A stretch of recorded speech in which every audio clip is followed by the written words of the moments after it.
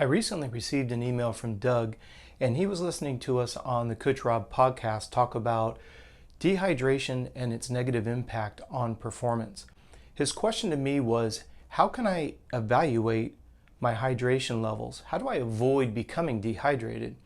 And first and foremost, I want to say thank you for supporting the Coach Robb podcast. And again, thank you for paying attention to details. If you have followed me for any period of time, you know I'm a big fan of the Garmin platform.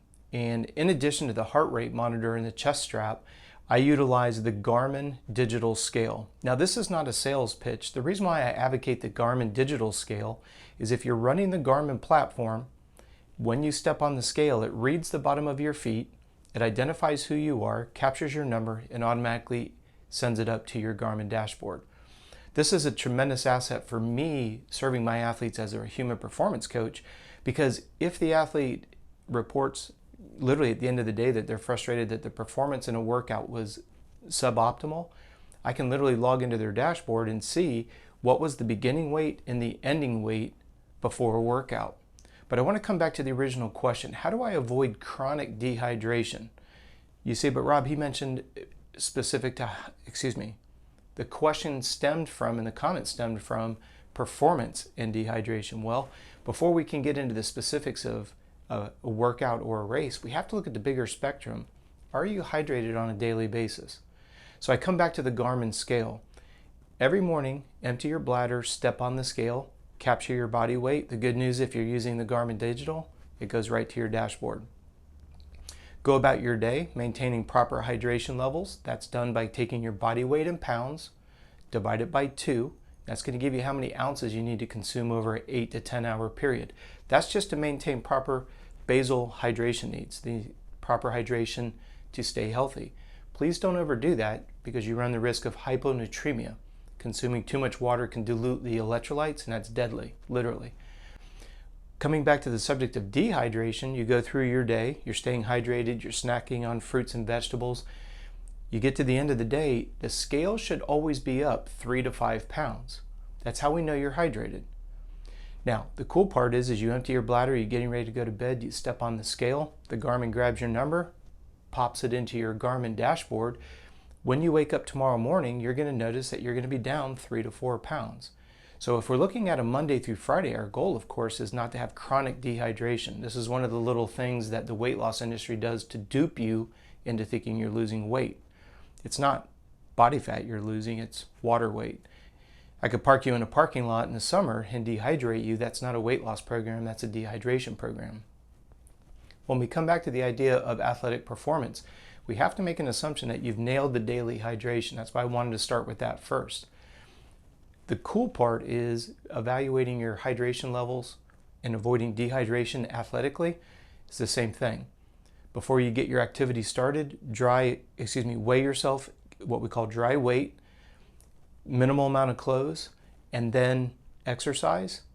Get all your wet clothes off, reevaluate your body weight. The only variable you have to document is how much have you consumed fluid-wise, and that would be straight water or an isotonic sports drink. So what you're doing here is you're evaluating what you weigh before and after, but you have to factor in the fluid intake because you're losing that through respiration, sweat, urination, other bodily functions. So if you just took a 3 or 4 pound loss, you've got to remember that you've also burnt through the fluids that you've taken in. That's why we use that variable. It's not as complicated as it sounds. In fact, if you go to the description box below here, if you go to our resource page, you can get a free copy of our sweat rate calculator. And it's just a simple Excel spreadsheet that you could drop in 3 numbers. And the ideal sweat rate is to be between 1 and 2%. And then what we do is we start to work on creating a customized hydration program based on the duration, the intensity, air temperature, and humidity. Again, it's not as hard as it sounds. It's just about becoming a little bit more knowledgeable about what is your perspiration rate in hot, humid conditions based around the intensity and the duration. Once we get that narrowed down, the next time you put yourself in that situation, I'm going to run for 30 minutes. It's 92 degrees and 100% humidity. I know what my average and max heart rate are going to be because I'm wearing the monitor and I'm going to stay in that tight range. I can put together a pre-hydration strategy. I can implement a strategy during the run if we deem it necessary. And the reason why I say if it's necessary or not, maybe in a 30-minute run, you're so efficient that maybe you don't dehydrate. This is where we get into the customization, and it's beyond the scope of this video. But I wanted to come back to the idea of how do we avoid dehydration? Make sure that you're up 3 to 5 pounds at night every single day, and then make sure that you're keeping your perspiration rate between 1 and 2%. That's your ideal sweat rate. Put those two together, and on a daily basis, you're maintaining proper hydration levels, and that avoids chronic dehydration. If you've watched any of our other videos, chronic dehydration will cause the muscles to start to stick. You've got the skin, muscle, fascia, those 3 layers, they'll start to stick if they become chronically dehydrated. If you've ever had a myofascial release massage, you know how painful that is. They're breaking down those adhesions, and the way that we avoid it is through proper hydration. Great question as always. If you happen to have a question, something that I could take apart for you, please do me a favor and send me an email. contact@coachrob.com. We're putting out a video every day here on YouTube, so please like and subscribe. I want to thank you for your time today, and we look forward to seeing you tomorrow.